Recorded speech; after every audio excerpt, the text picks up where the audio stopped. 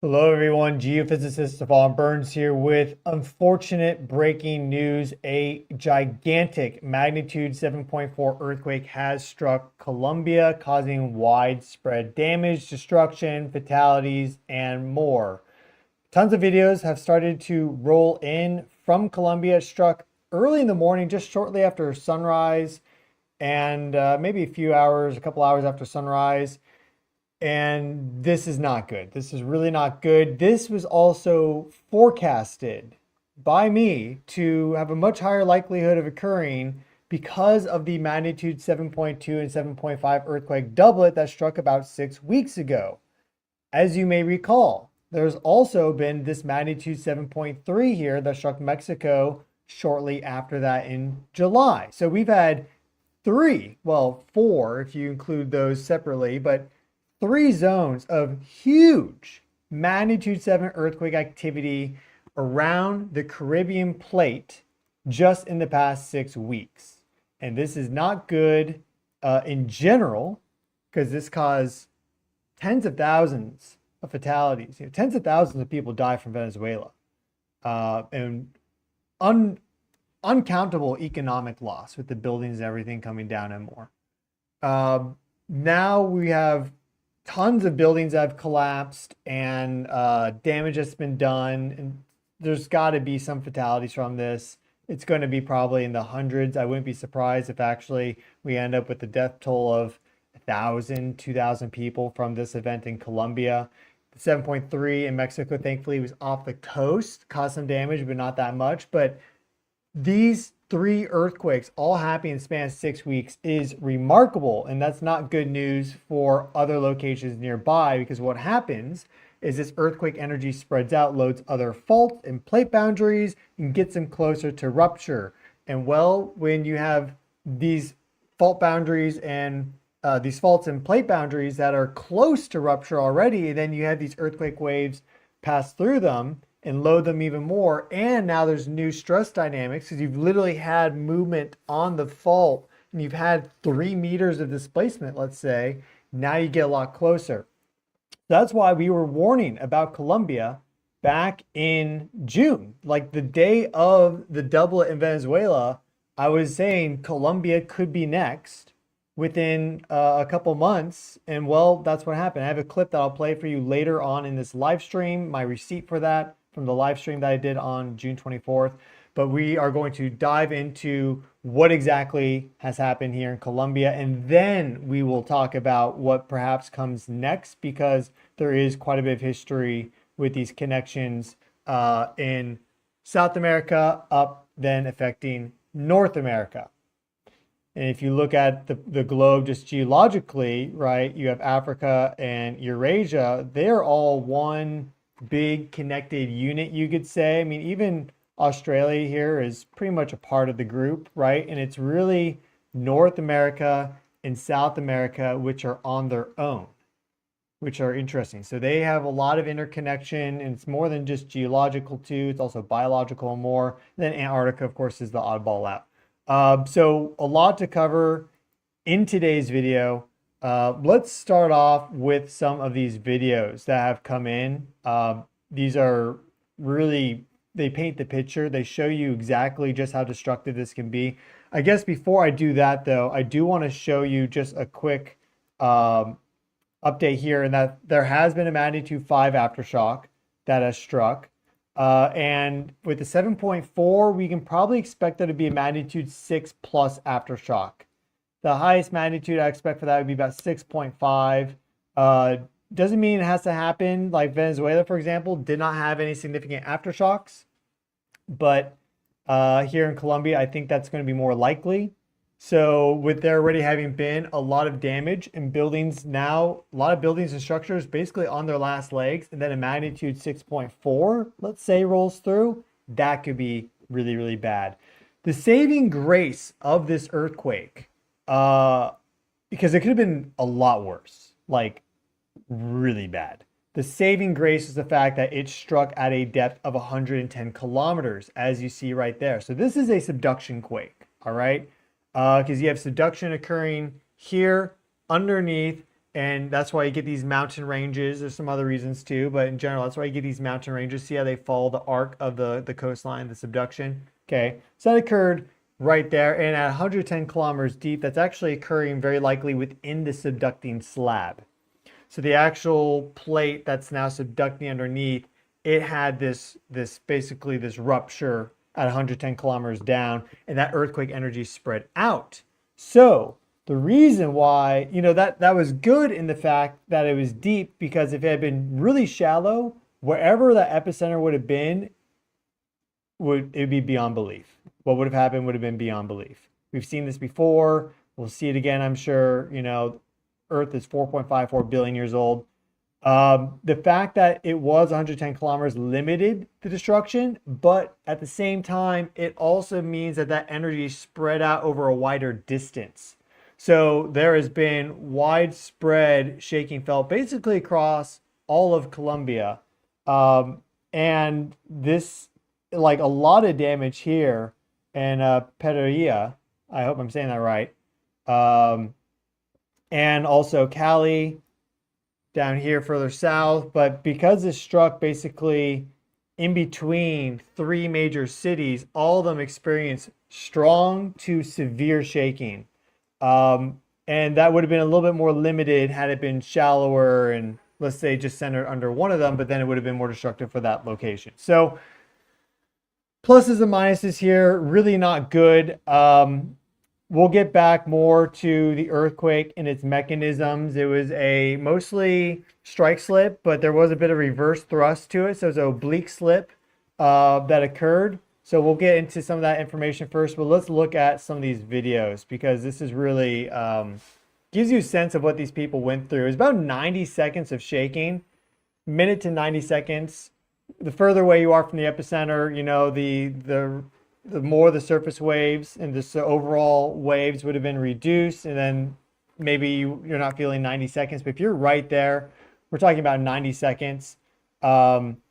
And here is another video. Just watch how this building over time, as it enters into resonance with these seismic waves, starts to come down. This is very common with earthquakes that shake for a long time. If it's not just 10 seconds of shaking, right? It looks like a library here. If it's not just 10 seconds of shaking, it can really build up momentum. That's when things really get bad. Here we have the next video to watch in our sequence. Look how it's still going in I guess this is a different video here now. This must be a combination of videos. So yeah, look how intense this is. The surface waves rolling through are so intense. There we see some damage to this chapel, to the church. Yeah, so this is really bad news, as you can tell. I haven't watched this full video yet. I didn't know it was a compilation. Oof. Yeah, so I mean, right now, like, God, please help everyone who's been affected by this earthquake in Colombia. May all those who are injured heal and be restored to full health, and help those who perhaps are trapped under rubble or just in difficult situations be lifted up by your grace, be found, and may the death toll from this just be as absolutely low as possible. Amen. We are still finding out what's happening. So we really don't know the full extent, but clearly it's not good. Here we have another video where we see this building come down. We see the thing is, okay, so you get this earthquake, right? And you start to feel the shaking.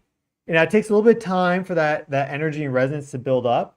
But if it's a 7.4, like this one is, or just a high magnitude 7, or even greater, like people have gone through magnitude 8s and 9s, right? The shaking is so tense, it can be difficult to walk. It's like, I mean, I haven't lived through a magnitude 7, but it can be difficult to walk even with like a magnitude 5.5, magnitude 6. So yeah, maybe you're in that building and you're trying to get out and you're literally not able to, because it's just shaking so much. And especially, it's going to be harder to walk or run in a building than on the ground if it's in resonance. So that's the issue. It just hits out of nowhere. And then you don't even have time to get down the flight of stairs, or the elevator's not working, right? So it can get really, really bad, really, really quick. Here is another video here, and we'll see this building come down as a result of this earthquake. Just slowly over time, that shaking continues. Again, about probably 60 to 90 seconds of shaking. Someone reported on my X post for this that they lived through it, 90 seconds of shaking. But see how it eventually comes down. Tragic. It's really not happy when these sort of reports come in. Here for you live as soon as I can. Stefan Burns, geologist, geophysicist, space weather guy. We were talking about the risk for Colombia having a big earthquake back in June after Venezuela. And well, it has come to pass, unfortunately. Here we see a view from Cali. I hope I'm saying that right. Cali in Colombia. And this is showing a lot of the dust coming up. And again, this is breaking. We're still learning a lot, but these could be buildings that have gone down, and also structures that have had like parts fall off of them, causing this dust to come up. So as you can see, this is pretty widespread, looking very similar to Venezuela, honestly, with these more panoramic views and just seeing like these dust clouds all across the city. So this is really bad. I don't think this is going to be as bad as Venezuela was, because it's deeper. It wasn't a doublet, but it's not. If Venezuela was a 10, maybe this is like a 9 or an 8. It's not a 6. This is a big deal. This is really, really not good for Colombia, though. At this point, thankfully, because they've had the 7.4, that's probably it. They're probably not due for another big earthquake now, except for the aftershock in the immediate future. I mean, eventually they'll get more earthquakes, but for the next, couple weeks, it's probably just this with the magnitude 6 aftershock.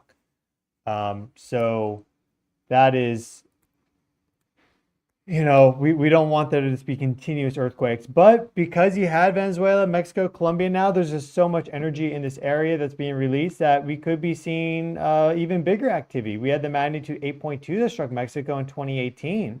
So this, a magnitude 7.4 compared to a magnitude 8 is not a drop in the bucket, but it's really just like a splash of water. So it's this, if there is a bigger earthquake that is building up, this could just be the beginning, though I think that's a very low chance.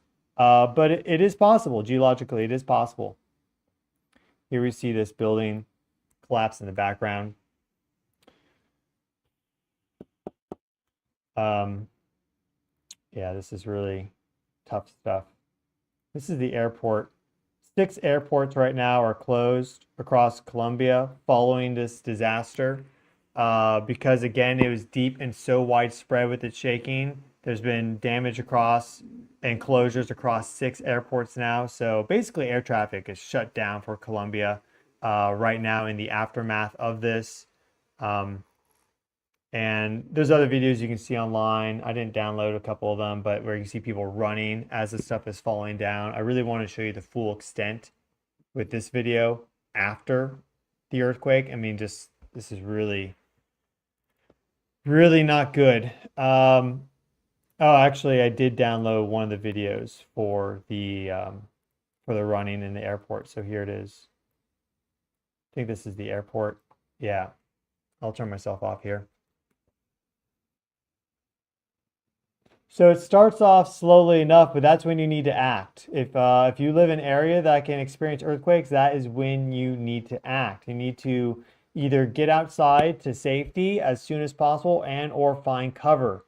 So you'll see this gentleman who is recording this video. Eventually he drops down underneath the tables and the chairs, and really pretty dramatic scene here, as you'll see in just a moment, as everything just starts to shake. Look how intense that shaking is, right? See how long it took for the really intense jolts to come through.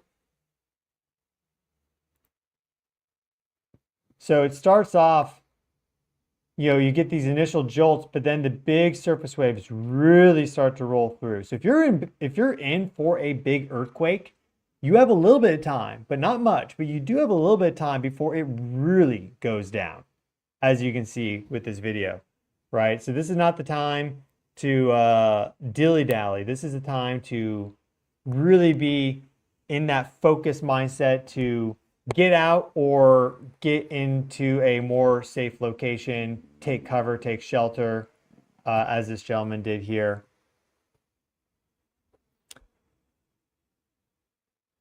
You see how it really starts to come, the shaking really gets hard there, and that's about 40 seconds in. Here's another video that I can show you. And we see a building come down right there. I don't know how soon into the earthquake that was.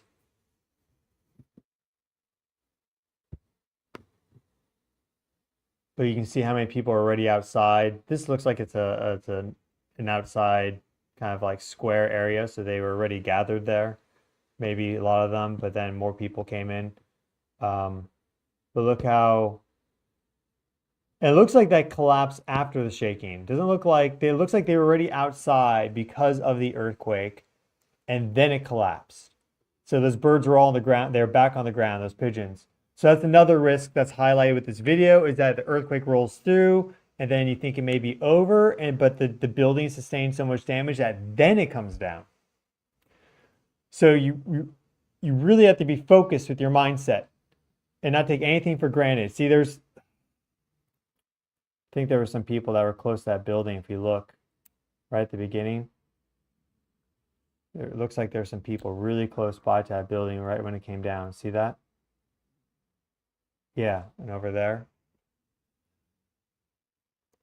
So there's really pretty awful stuff coming out of Colombia, and I am not happy that my forecast turned out to be accurate for this.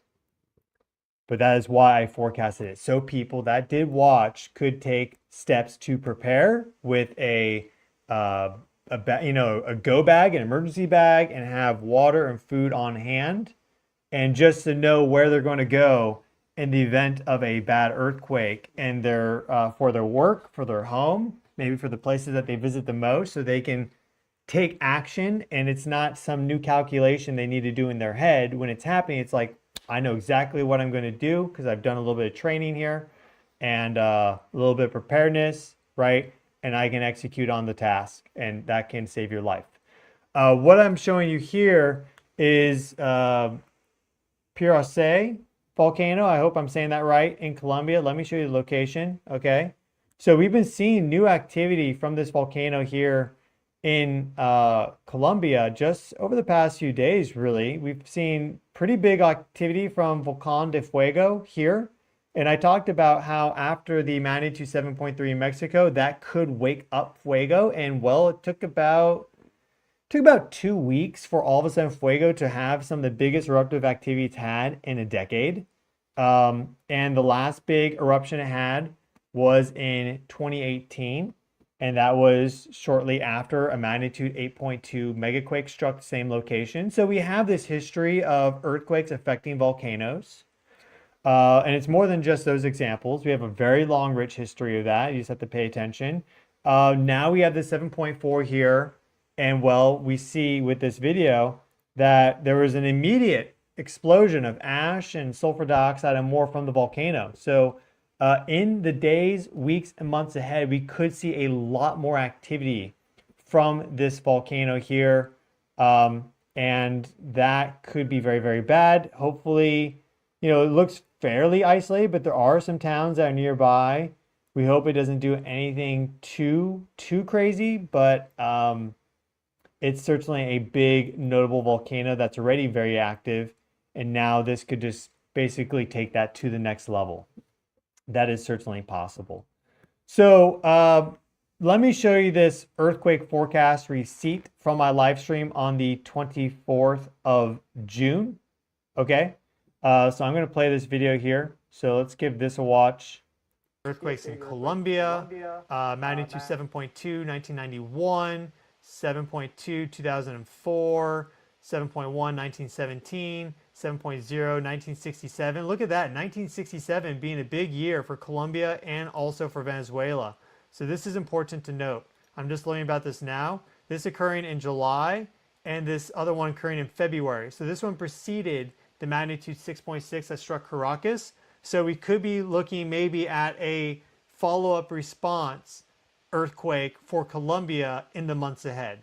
That's not guaranteed, but it's just when you see these sort of trends, you have to pay attention, and it adds, for example, forecasting like a +1 modifier of probability, I would say. You know, this is not an exact science. There's an art and a science to this, which is why science has been having difficulty with this, because they ignore the art aspect of it.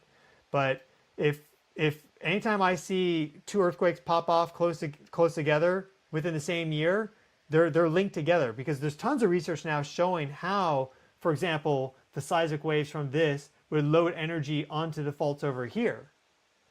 And now that this block has moved and ruptured and shifted, now you have different strain rates on the fault. So that's how we often get these sequences to move along.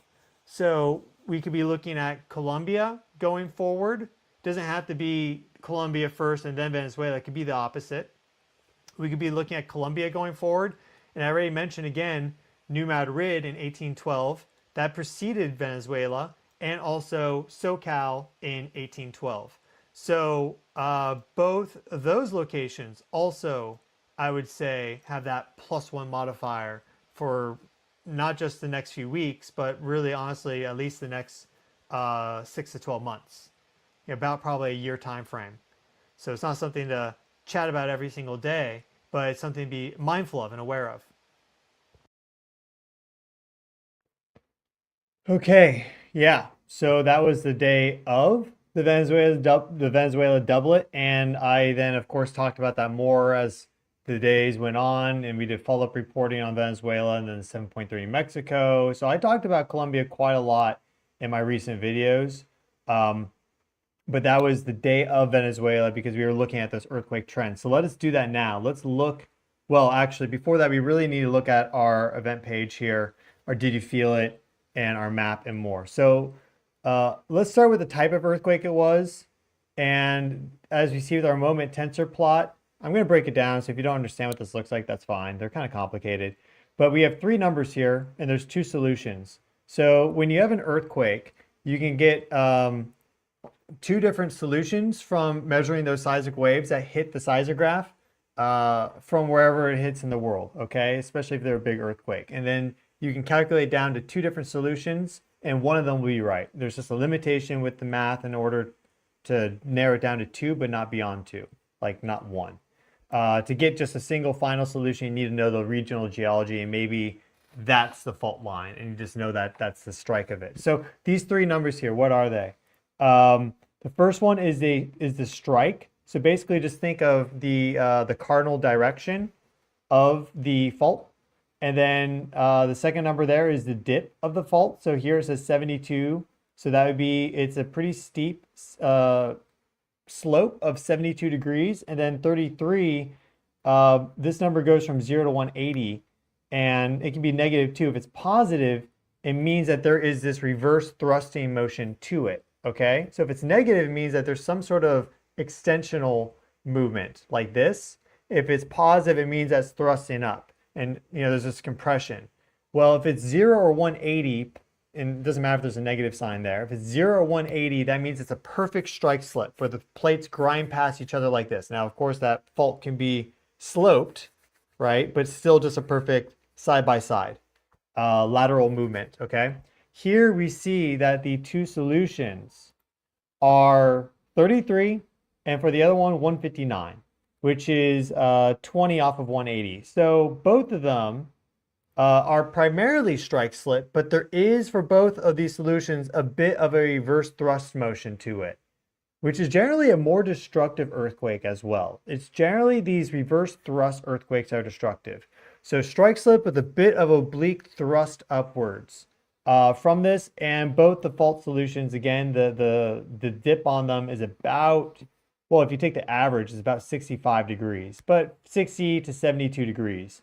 So that's a pretty steep sloping fault. It's not like 90 or anything, but you know there's some good slope to that. And so that's our fault solution. Now, if we go to our did you feel it actually? Let's go here. Did you, yeah, responses. Let's see how many responses have come in. Now this is the USGS website. So, you know, how many Colombians know to go to USGS and report it? Well, it looks like 713 people know. But this has been felt by thousands, you know, so hundreds of thousands of people felt this earthquake, especially because it was deep. But we have 714 responses in here, so we can be fairly assured that the intensity map that we're about to look at is pretty high quality. Here we see that. And here's what I'm talking about with the deep earthquake being felt over a wide area. So look at the colors. Now, this one right there is for damage, okay? So this middle section there is for damage, but we want to look at the top one for shaking and then the bottom one for the intensity, just for the colors, okay? And we notice that we're getting up into these dark orange colors right there. So that's severe shaking, all right? And then if you notice, a lot of these responses are also in this very strong to strong shaking category. And only once you get further afield do you start to get moderate and light shaking, okay?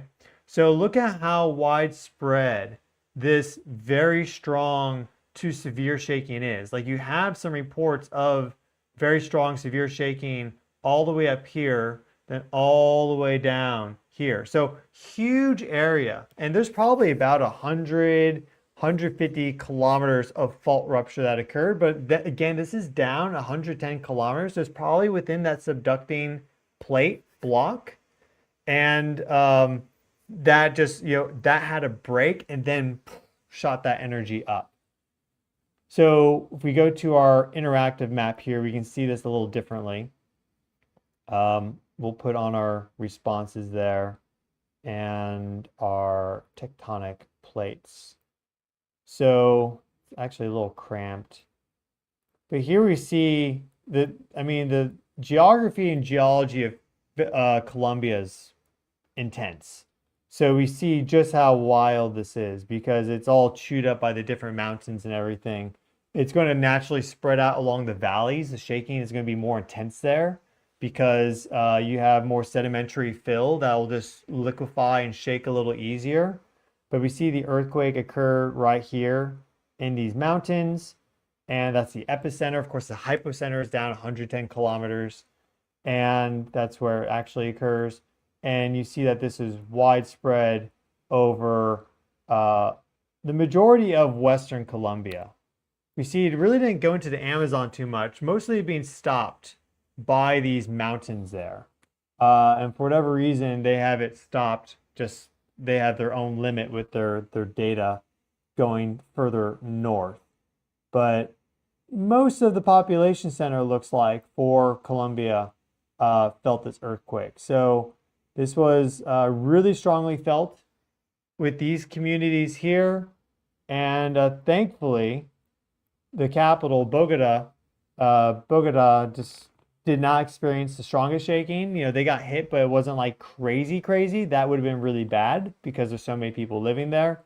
But again, strong shaking felt all across Colombia as a result, but really in this interior zone there was where it was just super destructive. And look at how it also spread out here down. This is probably where the fault rupture occurred. So just because this is the epicenter doesn't mean that it ruptures evenly on both sides. A classic example is 1906, the magnitude 7.9 that struck San Francisco in April. It ruptured in San Francisco. Now there's a bit of fault rupture that went south of that along the San Andreas, but most of the fault rupture actually went north, so up like towards Eureka. So it looks like that's what we're seeing here, where there was a little bit of fault rupture this direction, but then actually you got most of fault rupture going down, which is why we saw so much destruction also here from Cali. And again, apologies if I'm mispronouncing anything. I'm doing my best. So yeah, this is a developing story right now. We're going to be learning a lot as we go forward. As more reports come in, the authorities start to announce official updates and more, but this occurred just about 4 hours ago in Colombia, early on the 10th of August, 2 days before we have a total solar eclipse. But that will be for Europe and for the North Arctic. But still, we are coming close to that perfect moon-Earth alignment. And in fact, I can show you this really quick before we get into historic earthquakes again. This is a really cool earthquake visualization from a gentleman on Twitter. I think his name is Terry. And so we can look at when this earthquake occurred. All right. And it was at 5:37 my local time. So we see that at that moment, well, let me actually just maybe get this to where it is now.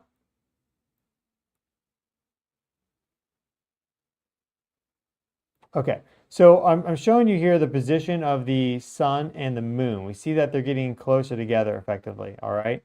But if we go back to when this earthquake popped off, which is right about here, we see that the moon was just crossing over the Mid-Atlantic Ridge, which is now meaning that the moon is right on that plate boundary that, look, it's actually right over that triple plate boundary effectively of South America, Africa, and North America.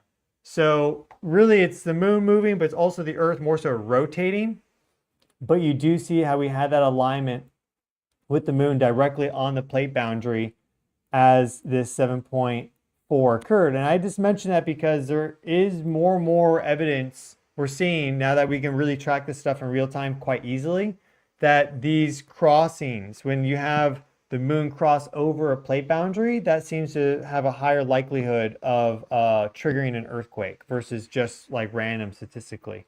So it's very interesting. Just want to point that out for the nerds out there, but I can't say anything definitive about that, but we do have more and more research for that. So let's look at our earthquakes for this area. Going back to 1800, I'm not sure there'll be any records that are older than that in the USGS catalog. Of course, we talked about the Caracas earthquakes in 1812. That's not in the catalog, but let's go here and draw that box. Maybe even make this a little bit more focused. I think actually we'll leave it like that. And let's set 6.5 here for our minimum search. A lot of earthquakes, as you can tell. A lot of earthquakes. And go to universal time. Here is what just happened today. If we switch this to map area only, we're pretty much focused in on the zone. Let's see what the biggest ever has been. That's right here to the south. Magnitude 8.8 in 1906. One of the largest ever Ecuador-Colombia earthquake. So that is not good. But we see that today, now that I've brought this map area a bit more over, this is the strongest earthquake to strike Colombia in this record. Now if we go up here, now we get that 7.7 off the coast of Venezuela in 1900. But yeah, this is a huge earthquake. If we really focus in there, we see that there was a 7.2 that struck further, off the coast in 2004. Notice how it's shallower at 15 kilometers, right? It's close to that subduction zone, much closer. Here's a 7.2 that struck in 1991. So see how they follow up, same magnitude, effectively the same depth. Here we see a 7.1 that struck 1917, 15 kilometers down on the other side of that mountain range. 7.0, 1967. This is really what clued us into the fact that we could have an earthquake in Colombia after Venezuela, because we see 1967 there. All right, and let's go to oldest earthquakes and zoom out. Switch this off the map area and let's zoom over to 1967. You'll see a lot of activity in 1967. Here we see a magnitude 6.8 that struck in Colombia on the 29th of July And then here is a 6.6 that struck Venezuela on the 30th. Okay. Now you'll notice before that in February, we had the magnitude 7. So not only was there magnitude 7 in February 1967 in Colombia, you then had a follow-up earthquake, a 6.8 in July on the 29th, and a day later, you then had a 6.6 in Venezuela.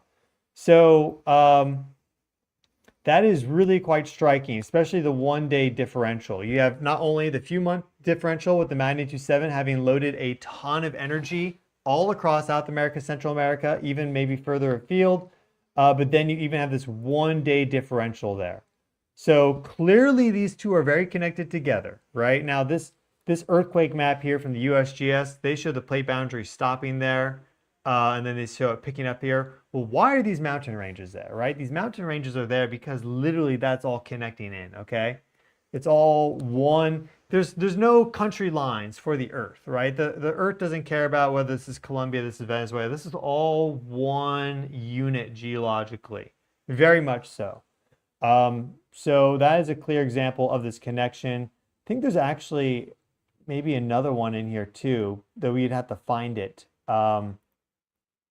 So I'm not, well, the other one is right now this year, 2026, okay? The 7.5, 7.2, and now the 7.4 Colombia. So, I mean, that's the other one right there. But I think there's actually even some others, but we may not spend forever looking through this to find every single example. That's 1997 right there. I think I just saw a 1997.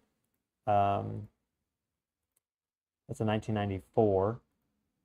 There's a lot of these earthquakes, so let's maybe put this back on the map area again. 1995. Colombia gets a lot of earthquakes, as you can tell. Another thing to point out, I mean, there's just in general a lot of earthquakes that strike Colombia. So there's magnitude 6 that are popping off all the time, as you can see. Though a lot of them are also further down here in Ecuador. Again, if we go kind of more focused here just for Colombia there. They're getting big earthquakes all the time. It's really quite notable. 1992, 1994, 1995, 1995, 1997. That's a 97 right there. 6.8, September 2nd. Do we have a 97 up here? 6.7, April 22nd. And then here is a 7.0 in July. So there's another example. Here we have a magnitude 7 striking Venezuela right there in July on the 9th. And then if we go down here, we have our magnitude 6.8, nearly same magnitude, striking Colombia about 2 months later in September. So multiple examples of this connection between Venezuela and Colombia, and well, it has come to pass again today.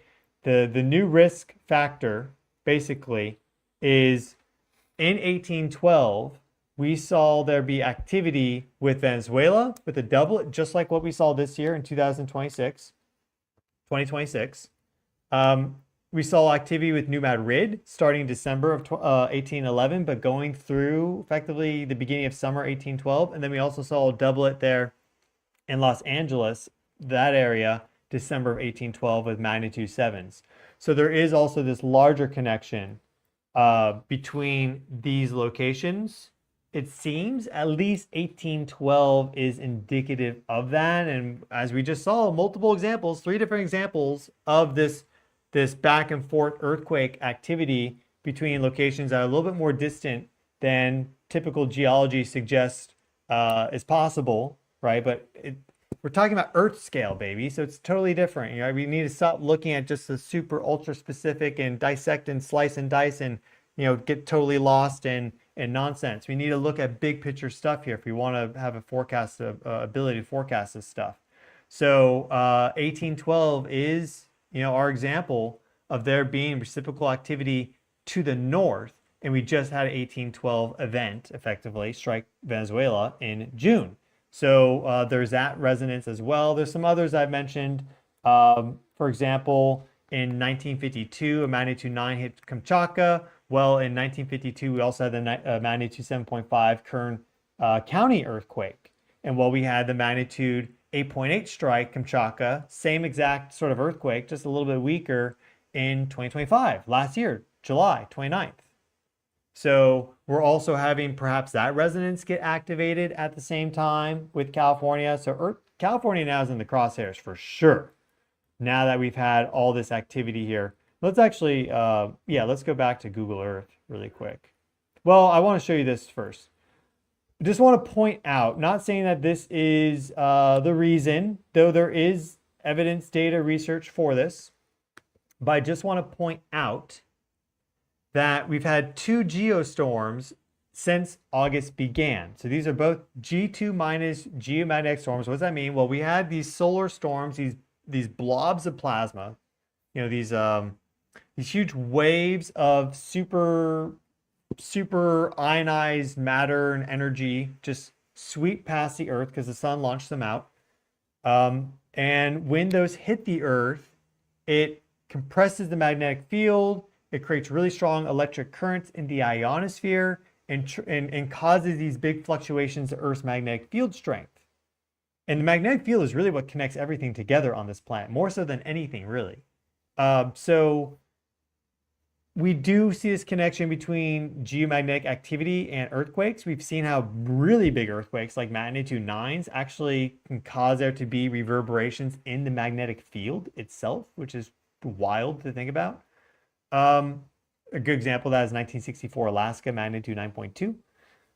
But we did have 2 G2 minus geomagnetic storms back to back now, just preceding this event. So not saying that these are directly the reason for it. It's obviously not, but these sort of space weather influences can act as not only triggers, but they also do load energy into these systems.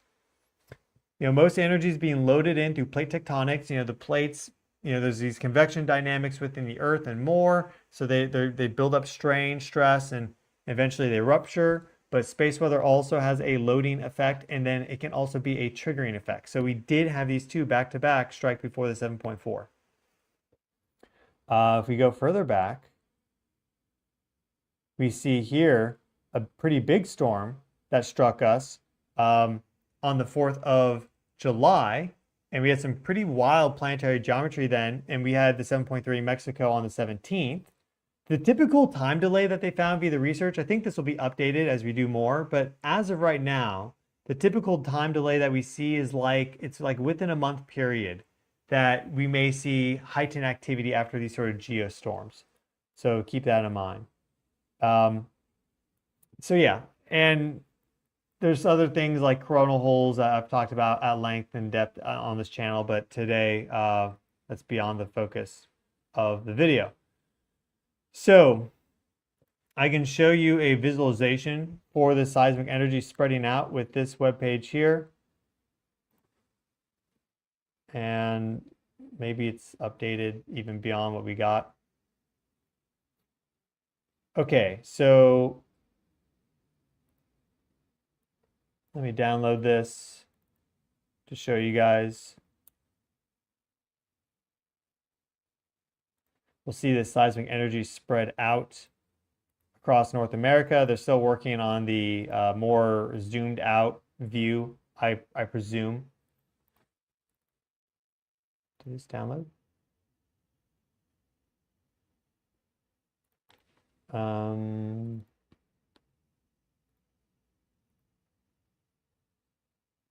Oh, okay. I see. 1 second. Went to a different folder.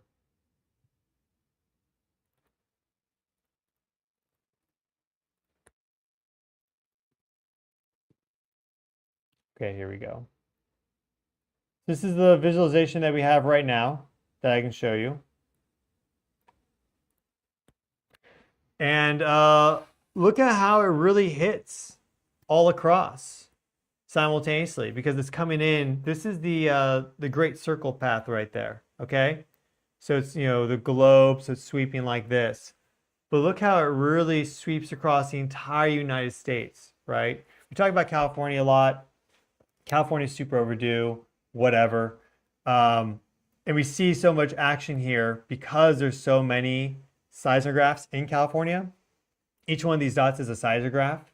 So just the higher density there is, the more we kind of see these waves moving across. But it's moving across the same for all of them, right? It's just what's the density of the seismic network. Here we see it's super dense, right?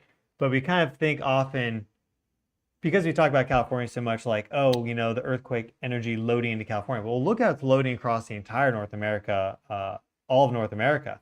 And New Madrid is under the Mississippi, right? They can have magnitude 8s. So it's all of North America that's now been loaded by this. Same for Venezuela with the 7.2, 7.5 doublet. Swept across even a little bit more so like that. So we see that we've had tons of, in Mexico down here, loading it this way, the 7.3. So we've had tons of energy now hit North America as a result of these high magnitude 7s. And we very well could be looking at big activity here or New Madrid. It's certainly possible. I don't get so much of a sense for New Madrid personally. The earthquake recurrence interval on that is very, very low. It's like hundreds of years. Whereas there are multiple faults in California that have their own recurrence intervals, and a lot of them are up and ready to go. But it's certainly possible. And I think we'll see preliminary activity for New Madrid when it finally decides to go. And that's what the locals call it. They call it New Madrid. If I say New Madrid, they'll freak out. So if you're freaking out that I'm calling it New Madrid, I'm sorry. But I think California is the location that has many more faults, a lot of them more overdue, and they've been loaded up heavily. And it was also loaded up more from the Mexico quake. So really, really intense stuff right now occurring for Colombia. And maybe we do a search now to see what is happening. We'll do a Twitter search for this, okay? So just want to point out, we had a so in Carolina here, just lived through it. Easily the worst minute and a half of my life. Luckily, we were in a building that only had minor damage, but there are many affected areas. It was absolute chaos. Worry about the Choco. I'm worried about Choco, the epicenter. Very low socioeconomic region of the country. So thank you, Carolina, for your comment there. And I'm just going to type in Colombia again like this and see what we'll get. There I am popping up. And we're going to get a lot of videos and photos. So we know that. Here's a new video. Colombian authorities raised the death toll to 77 following the earthquake that struck the country. So yeah, again, similar scenes to Venezuela. This is really, really not good. We're talking hundreds, if not, probably thousands. Now that we've seen more video and everything, probably thousands as a result of this 7.4, which is really quite tragic. Probably thousands.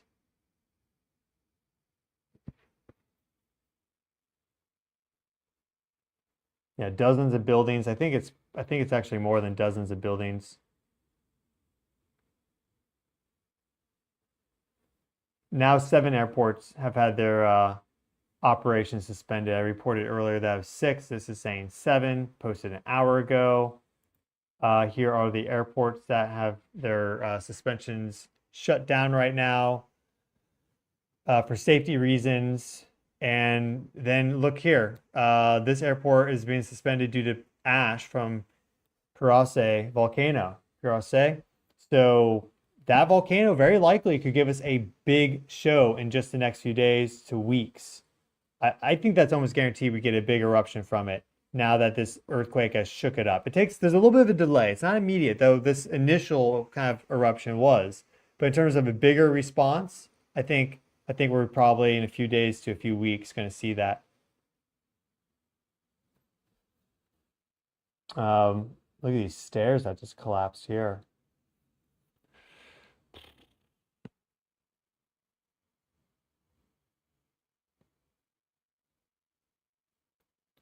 Yeah, see, people ask what happens when buildings collapse.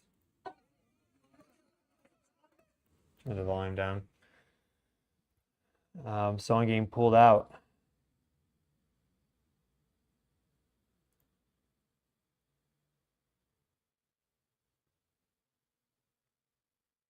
Yeah, really sad scenes here. So there'll be more updates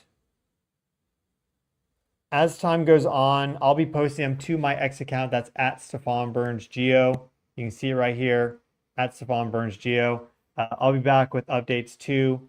I'm sure with follow up to this, but this is just what's happening right now. Before I sign off, let us look at the super thanks that have come in, do a question and answer. I'll do my best to answer your questions. Stay on topic. If your question is not on topic, I don't care if it's attached to super thanks, I'm not going to answer it.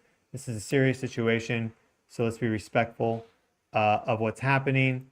And if you want to make sure your question gets answered, then attach it to a super thanks of any amount, because then I can see it in a separate chat and it stays there. This chat's very active. I will take some from the general chat, but it's going to be really luck of the draw, and you have a pretty low probability.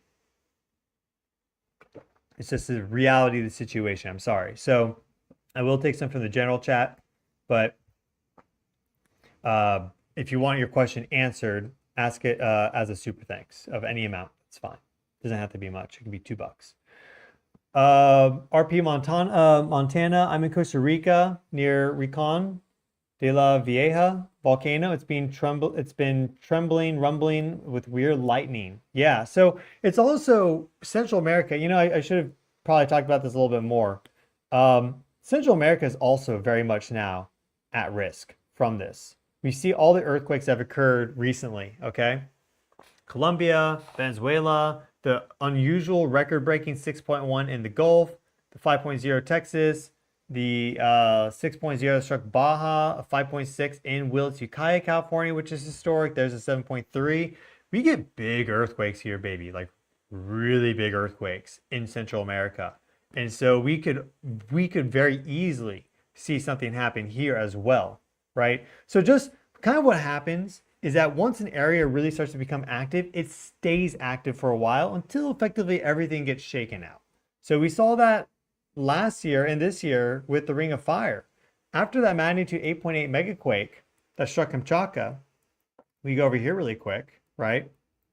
After the magnitude 8.8 that struck Kamchatka, we've seen tons of activity from Japan with magnitude 7s and 6s.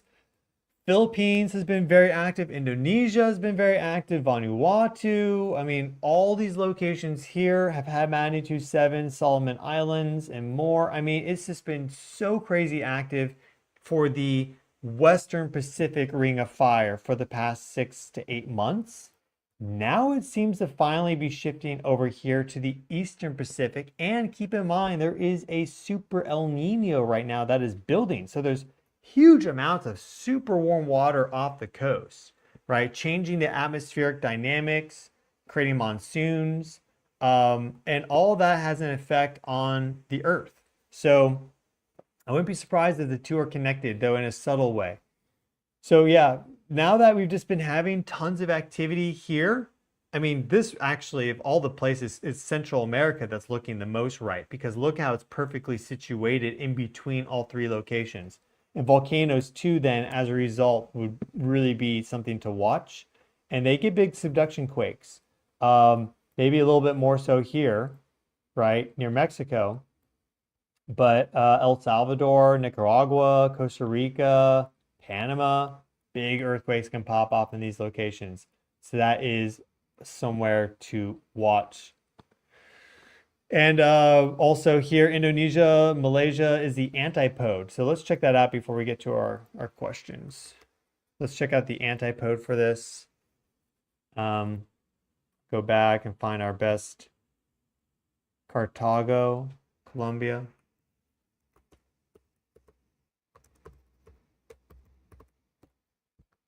Okay, so what are we doing here? We're looking at the opposite side of the Earth, because if you pay attention, another thing that you can use to forecast is that often after a big earthquake, you'll see a reciprocal earthquake near the antipode.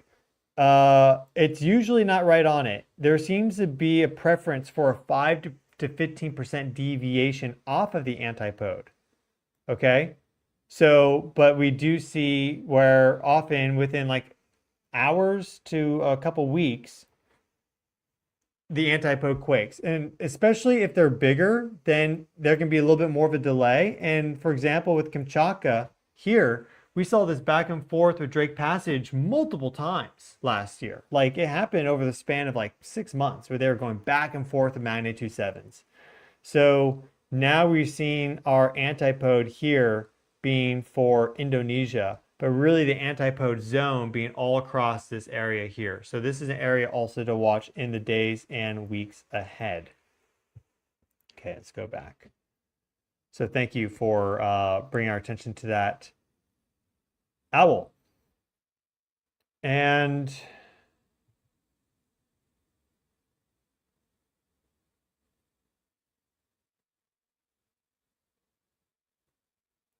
a report from someone here in Colombia. Thanks for tuning in and for being a supporter. Where I am, we felt it mid-intensity, pretty stable. That is great. I'm glad that things were in general okay for you, and praying for all your friends and family that were affected by this more, if that is the case. And just in general for all Colombians right now.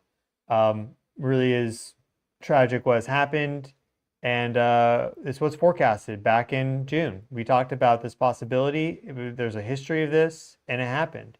So just, kind of unfortunate that the official agencies, didn't maybe put out a bit of an alert saying, hey, Colombia, you should maybe get ready because we have this reciprocal history. Instead, they just focus on the event and then they move on. That's why I'm here, and some others as well.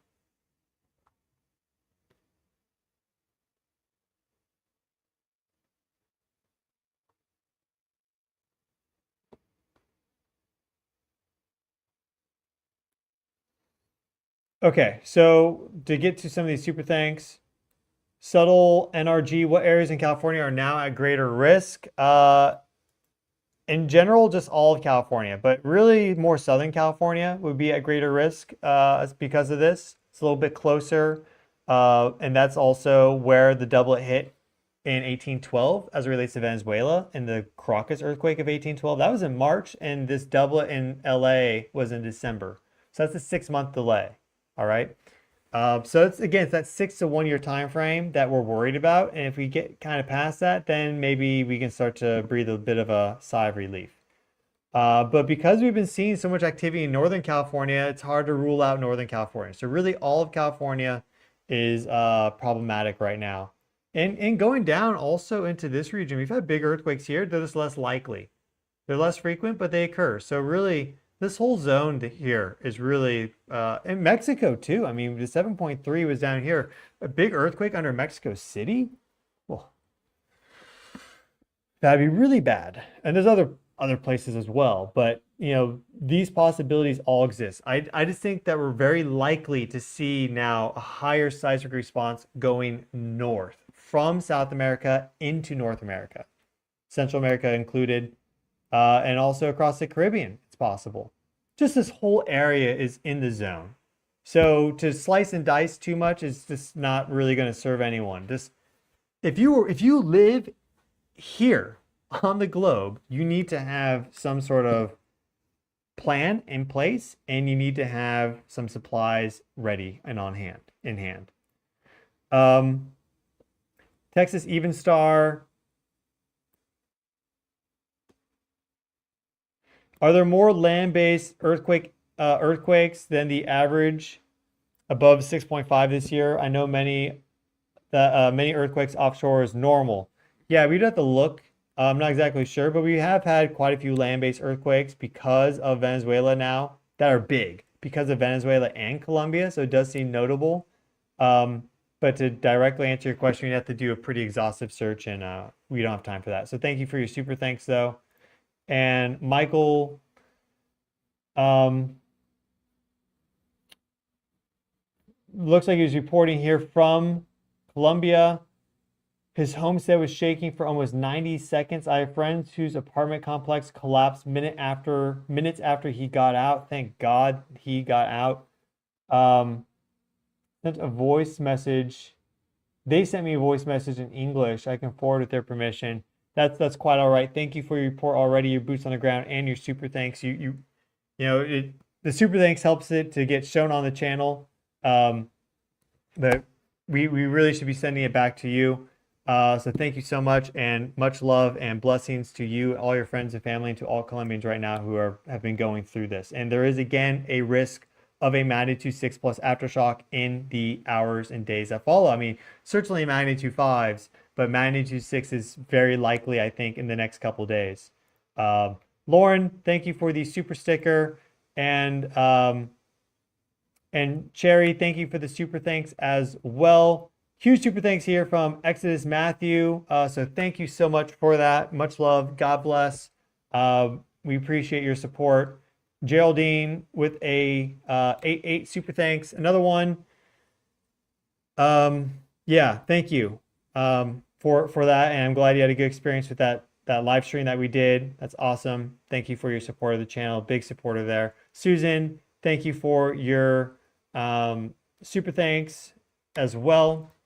Nierka Lopez for yours, longtime supporter. Melissa for your super thanks. Carlos for your super sticker. And Gus, and Tiny. I used to be a Stefan skeptic, but no more. He really did predict this. Donating today. Let's all give $10 and it'll add up fast. So I will find a good, probably World Central Kitchen, because they'll probably be there, boots on the ground, but I'll find a good volunteer organization where if you donate, the money will actually go to something. Like World Central Kitchen is great because they're actually handing out meals to people. And I worked for them in Poland right as the Ukraine war broke out. I was serving up meals and everything. That's who I donated to for the Venezuela disaster, and I put that link in the video description. So I'll post that update. I'll post that update on my X account and with the next video, I'm sure. Right now, I think it's a little too soon. We're having some lag here. A little too soon to really tell, but yeah, we'll do that. So that really does add up, though. Thank you for that reminder. Nerdy Mom, thank you for the gigantic super sticker. Huge super thanks. Thank you so much. 199, amazing. Much love. Really can't express it as enough as we're going through this, but thank you so much. This will go right into that donation. Graham, I was wondering, after this earthquake, does that place the stress back on areas like Venezuela, or would you expect maybe something further down, maybe Chile? Yeah, I mean, so also we have to look further south here. It's been a while since we've had a big earthquake there. Here, it's more so really driven by this massive subduction zone. So yeah, that energy did for sure like load some in, but the scale of the force here is a little bit, the magnitude's quite big, because we had the 6.5, as you may recall, right? Down here. So, sorry, the 9.5, in 1960. So I'm more worried about how the energy from the 7.4 loaded energy onto faults that are fairly equivalent, 100 kilometers, 200 kilometers across, things like that. Let's call them medium to large faults, whereas plate boundaries are the gigantic faults, let's call them, but they're plate boundaries. So I'm more worried about faults than I am plate boundaries with this earthquake, because the energy loaded on is just like maybe just a little bit more, but it still has a lot of room to go. But we are overdue for some bigger activity in South America over the past few years. So there is that. But I'm really more concerned going north, because that's the direction that we're seeing, right? We're seeing this progression northwards. Venezuela, Colombia, Mexico, Gulf, the Baja, right? So that's really more where I'm concerned. How does the depth relate to future activity? Seems like this one was deep. It was fairly deep, not as deep as it could have been. I wish it had been deeper. It would have been less destructive and deadly. But that is something to note. So often it is common, not super common, but it is common to see there be a big, deep earthquake, and then you actually get a follow-up earthquake that's shallower in the days, weeks, maybe a few months later. So we very well could be looking perhaps at, let's say, like a 6.8 that strikes at 15 kilometers down nearby. Because this 7.4 at 110 kilometers as an intermediate depth earthquake is probably occurring again within that subducted block, right? You have a bunch of geology above that that is its own, right? Their own faults and everything. This is occurring within that subducted plate. So it's very, the energy that hit, let's say, a fault that's 50 kilometers down, right, or 30 kilometers down, is going to be a lot more than the energy that actually reaches the surface, because it does dissipate out, not linearly. So we could be seeing follow-up, let's say 6.8, that strikes a shallower fault nearby in the hours, days, weeks, months ahead. That's certainly possible. So the fact that this was deep, there are some further problems that are created as a result of that, let's say. Potential problems. So I'm glad that you asked that question. Here is a super thanks from Adam. Bifurcation of the South Atlantic anomaly is already underway. This is the massive magnetic anomaly we have over South America, really centered over Rio de Janeiro, okay? But now there's two lobes. Another one's been opening up closer to Africa. And then he's saying when the magnetic field reaches 12% weakening, plasma instability and anomalous wave propagation will accelerate. I can't really speak to that, but thank you for the super thanks. And yeah, there is a large magnetic anomaly that's centered over this region here, where you get more cosmic rays coming in and more. So interesting geophysics that exists. Cynthia, thank you for the super thanks. And family is prepared. That is great to hear. Hopefully nothing happens. So thank you, Jeff. In a previous video, when large earthquakes were happening either in South America, Mexico, Western USA, increase in small seismic earthquake activity in South Carolina happened simultaneously. What reason for this increase in South Carolina? Well, South Carolina has quite a bit of hazard to it, actually. So we can see our seismic risk for the area. And there are some old faults, especially around to Charleston. This is colored like this because of the really big earthquake that struck Charleston about a century ago. I think it was like 1898 or something like that. We could look it up, but it's not really needed. But you have the seismic zone there. You have the East Tennessee seismic zone. And then you also have New Madrid. So look at how they form this whole region. So again, that earthquake energy going up, right? It probably activated some minor activity in South Carolina, showing just how activity as far away can still trigger regional activity. Though, of course, these earthquakes that you're talking about in South Carolina, they're probably like magnitude 1s and 2s, or maybe 3 at the most. They obviously weren't big. But yeah, this is kind of an example of how this energy coming up can really start to wake these other faults up. So thanks for reporting that. Daniel, we'll have to see what the next few days hold. Daniel here. Could all this recent earthquake activity be linked to any potential pole shift? Thoughts on this? Well, I really don't want to get into this because I've done it so many times. I have like multiple hours in a playlist, like 7+ hours of video content on my magnetic field playlist talking about the magnetic field. Pole shift is when the poles are moving. The magnetic poles of the Earth, right? Because Earth has a magnetic field, a north and a south pole, etc., right? It's actually the south pole up top, north pole down below, whatever. Poles are always shifting. So pole shift, that as a word, as a term, as a phrase that means something, really doesn't actually mean too much. Now, if you're saying pole shift as it relates to like a magnetic reversal, we can't say that we're in a magnetic reversal right now because we don't have the characteristics needed to say we're in a magnetic reversal. Magnetic field strength is still high. The magnetic poles aren't in weird locations. They're still in normal locations. And you have to do an excursion before you do a reversal, because you can get a full pole excursion where they flip and then it actually goes back. And that's just an excursion like the Champ.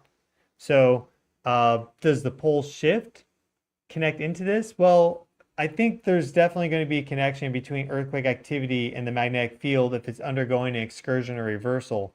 But these more mundane changes that we're seeing right now with the magnetic pole and the northern hemisphere really moving pretty quickly, about 40 kilometers per year, I'm not so sure. I personally don't really think so. And that would have to really progress quite a bit more for us to then start thinking that this is an excursion or reversal. Anyone that's telling you otherwise really is selling you a story. But yeah, there have been some changes in the magnetic field. The South Atlantic anomaly has been growing. The field's getting weaker. But these are secular variations. And maybe it leads to an excursion in 1,000 years. We don't know. But right now, everything is still in nominal territory. Thank you. Diva, do you think we could save lives by triggering purposeful scheduled earthquakes ourselves based on location data predictions like yours? We could evacuate humans and other irreplaceables beforehand. I mean, technically, if we had that power of God, yeah, if you were to evacuate people and set it off. The thing is, let's say you're like, oh, well, let's say this technology, this power exists, okay?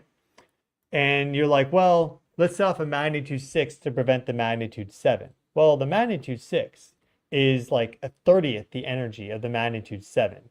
So if there is a 7.4 that's built up, like we have here in Colombia, the magnitude 6 isn't going to stop it. You're going to have to set off the magnitude 7, right? And well, that's going to be just as destructive as it would be if it just happened naturally. This is all hypothetical, of course. Now, if the biggest thing is, can we forecast people? Can we forecast and warn people? Can we predict earthquakes? The quick answer is not really. The official answer from like USGS and the official organizations is no. But we know that we can forecast based off of a lot of factors: antipodal activity, regional activity, space weather activity, historic activity, earthquake reoccurrence intervals, for example, and how stress is built up. I mean, a good example was with Venezuela. In 2018, a paper came out basically saying, hey, the Binoco fault is ready to go based off a reoccurrence interval, and it could happen very soon. And well, 2026 rolled around and boom, it happened. And they estimated that it'd be very similar to 1812 Caracas earthquake, and it was. So there is an ability to forecast. The question is, can you get the exact date, the exact time, the exact magnitude, the exact depth? That is where it's really difficult. But some forecasts are easier than others. For example, after this, we put out the warning for Venezuela, for Colombia, and 6 weeks later, it happened. So interesting question there. Loquacious Mama, is there anyone else out there doing similar work to you? Yeah, there's a few people. We'll leave it at that. Thank you for your super thanks. And Heather Bergston with a big super sticker. Thank you so much for that. Really appreciated. No time for lies. Yes, I do. We discussed that earlier, especially Pirace volcano in Colombia, further to the south. I think that is likely to go. We erupted the same, just after this earthquake today, it erupted. We have that video. I think I still have that one pulled up. Here, yeah. So this is the eruption of Pirace just shortly after the magnitude 7.4 earthquake that struck Colombia. And it's likely to probably do even more in the days and weeks ahead. So yeah, that is a big risk. There's also other volcanoes as well, but this is the one that's already showing a connection to this earthquake. So, and then Data Maya, thank you for the super thanks. Yes, we're doing our best. We're open-minded. We want to look at all the different things so we can best understand what's happening, not limit ourselves. So thank you for that. I'll take some questions from the general chat now that have been rolling in, I'm sure. So yeah, I will get to the general chat, but generally it's kind of difficult to find them because there's so many comments coming in.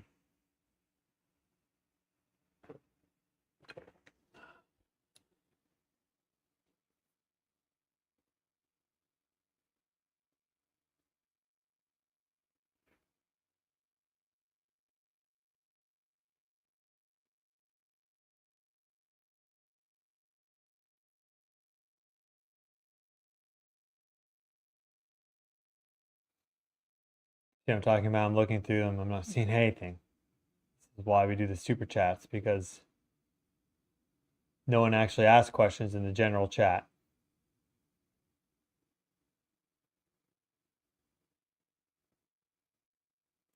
Here's an update.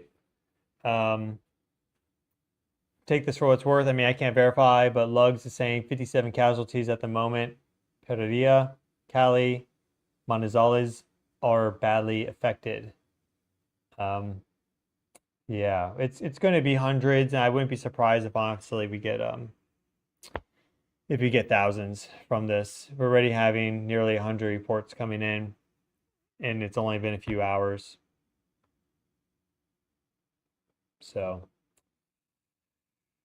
yeah, I'll show you this again. Friend here asking about this. Here's the propagation of this earthquake going across, and they actually may now have the update for the more wide view. So let's see if they do. Yeah.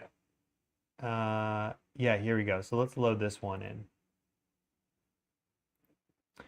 But there are the seismic waves propagating across North America from the magnitude 7.4 that struck Colombia. And we're going to look at how that affected the larger region right now.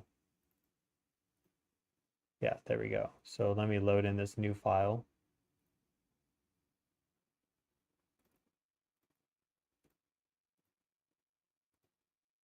So here it is. Now, we're not going to probably see too much movement here. Looks like they do have some seismic stations. That's good.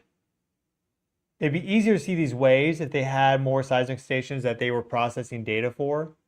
But you see how that just really propagates cleanly across all of North America. We're even getting strong up and down motion in Alaska there, right? Greenland. So red is up, blue is down, and the darker the color, the stronger that motion is, as you can tell. So really strong motion coming through. These are the slow surface waves rolling through. And this earthquake is strong enough that it's going to reverberate and circle the globe multiple times. All right. So if this was longer, we would actually then see the reflection come back the other direction. But we see this propagating out very clearly here as the surface waves roll through. Now, people aren't feeling this in North America, right? These are high sensitivity seismographs that can pick it up. But it's not like someone standing in Kansas is like, whoa, right? These are very high sensitivity seismographs that can pick this up and chart and display it for us. See the movement there. Hawaii, someone did report on the fact that Hawaii had an earthquake. Let's see what they were talking about. And actually, this is interesting right here. Yeah, I think it's been fairly normal in Hawaii. Well, kind of normal. Let me show you this. If we look at our earthquake map, we do see this oddball earthquake here. 5.5 East Central Pacific Ocean. And we had just about 24 hours ago, magnitude 5.7 strike there, the triple junction. So let's put on our 7-day view here so we can see this. Here's our 5.2 Galapagos. Sorry, I thought it was a little bit more. 5.2 Galapagos triple junction yesterday, and then before this earthquake in Colombia, this unusual 5.5 off the coast. That's odd, like way off, like way out there. That's bizarre. So, you know, closely connected together in time. That's about all we can say. But maybe showing some larger stress dynamics for the entire area. Again, as this earthquake hit, right as this earthquake hit, we had the moon directly crossing over this triple junction here to the Mid-Atlantic Ridge. So that is very interesting. Go back down to our chat. So many comments have come in.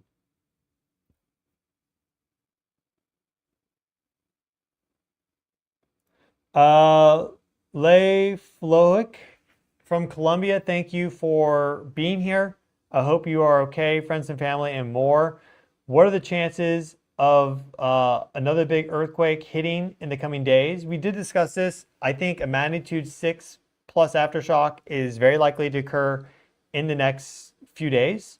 We could get an even higher magnitude 6 to rupture close to this epicenter, closer to the surface in the days and weeks ahead, because that energy would load on to the faults that are directly in this area. This one occurring deeper into the subducting plate. It's an intermediate depth earthquake. So yeah, there's a lot of risk still for Colombia. There's still a lot of risk for Colombia. I think it's more magnitude 6 to 6.9 risk, and less so magnitude 7 plus risk at this point, but that's certainly still on the table. But yeah, it's the chances are elevated. Just in general, when you have these sort of events, it just elevates the chances overall.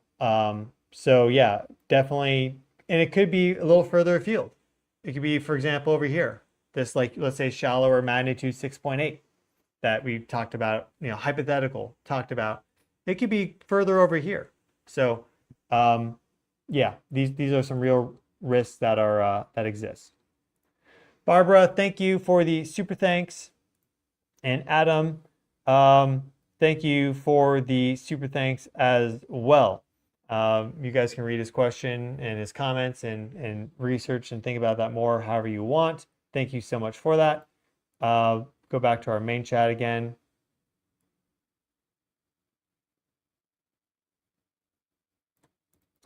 One from Sonia. Do you think that the deeper the earthquake, the stronger the next one will be? Not necessarily. I wouldn't say that. No, there's no clear trend of, a deeper earthquake being followed by a stronger, shallower one. I mean, I'm sure it's happened before.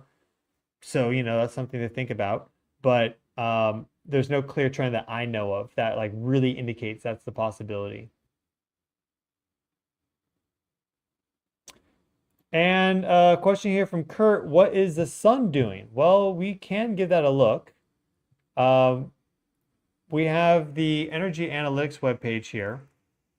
Let's give this a look. This is on my website, earthevolution.com/energy-analytics. It's linked in the video description every single time. I turn myself off. We see here the seismic activity level globally is very high as a result of the 7.4 because of how earthquake energy scales. So look at this huge amount of earthquake activity that we've had since June. 7.8 Philippines, doublet that struck Venezuela, 7.2 Japan, same day. Here we have the 7.3 that struck Mexico, and now the 7.4 in Colombia. So really dominated by the South American activity and also Mexico, right near Central America, border of was it Guatemala? Yeah. So quite a bit of activity, but if we scroll down, we will see our views of the sun. So we've had some significant solar activity. We see two big plasma filaments launch off here, as you can tell, over the past 48 hours. And we do have some tiny coronal holes on the sun, but nothing super, super crazy. I wouldn't necessarily look at the sun for these earthquakes, like this Venezuela 7.4. The geomagnetic storming that we went through would be more so where I would look if I do want to build a connection to space weather, because we did just get out of two G2 minus storms, and the moon crossing that plate boundary, the mid-Atlantic, that's also pretty interesting. Rise of 7.4 hits, but the sun did have some activity over the past 48 hours, as we can see, on the 8th of August, and now we do have some tiny coronal holes, but nothing crazy. So that's good to point out. So you can bookmark this if you want to stay up to date with what's happening. We see our sunspots right now are basically 0 on the Earth facing side. There's actually very, very few sunspots on the sun in general right now, which is pretty remarkable. Which means the overall charging of the ionosphere from solar flare activity is reduced, though at the same time, the geostorms also charge the ionosphere. So there has been a little bit of solar flare activity over the past 48 hours or so. You can give that a watch here. Nothing crazy, but just a little bit. Just a little bit. We can give that a watch. You'll see some over here pop off. See that activity right there. It's a little bit from the limb. And we do have some new activity popping off. Mostly from there, though. So, yeah, that's our solar report, you could say.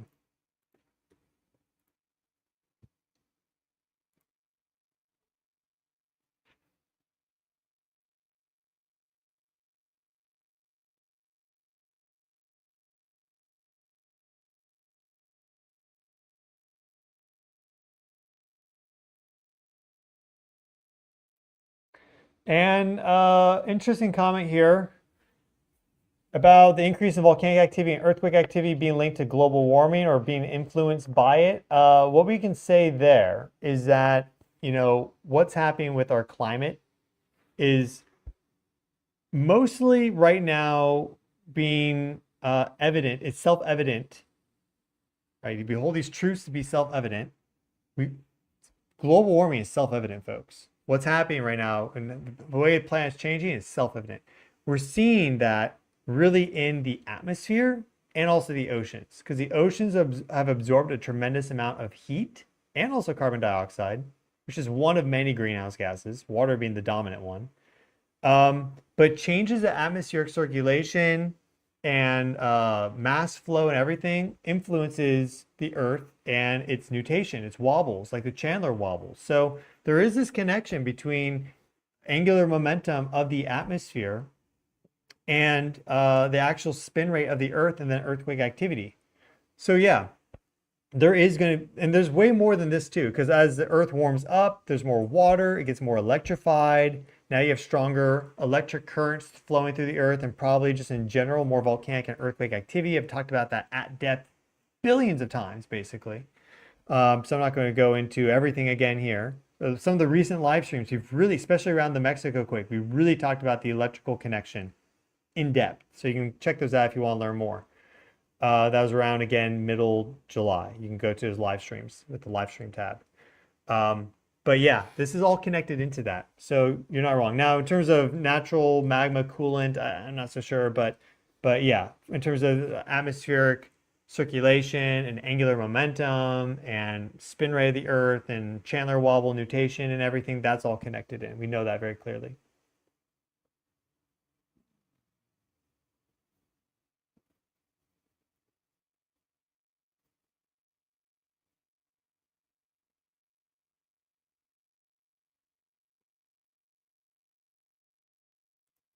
And just kind of clarify, I think I'm going to sign off soon. Clarify, is the cause of the Earth warming, cooling directly related to the sun? Yeah, so the main energetic input by far, like by far, for the Earth is the sun, which is the thing that the global warming people, which you can take anything too far. They just totally discount the sun. Well, without the sun, everything is like dead and lifeless and cold on this planet and for the entire solar system. So and there is variability to the sun with solar cycles and light flux and everything and more. So that has a profound effect on Earth's climate. Of course, it's the main driver. But then what is happening here on the planet modifies the expression of that incoming solar energy, whether more is reflected, whether more is absorbed, right? Greenhouse gases affect that. So you have to look at not only the natural changes to the Earth, right? Because the Earth is doing its own thing as well. You also have to look at the anthropogenic influence, which is increasing year by year. And you have to look at the solar activity to understand it. This is my opinion. It's it's not tribal. If you get locked into a tribe or a political belief or whatever, then you can't, you limit yourself to seeing the truth of the situation. This is my thoughts. So it's all three of these combined, like what's happening with the Earth and her natural rhythms, what's happening with the sun, the main input, and what's happening also then with this increasing anthropogenic effect, which we are causing. And it's not insignificant, it's not zero. It's measurable and it's happening, but it's just one of three factors. So yeah, keep that in mind. It's one of three factors, but it is a factor though. It's not zero.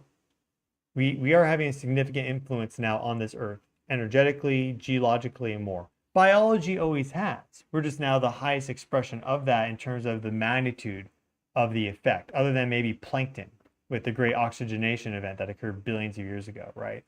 But in terms of how we're able to move mass, how we're able to take fossil fuels, these hydrocarbons from millions of years ago, sequester sunlight, light the match, generate heat, release these greenhouse gases, create more water. It's all measurable and significant.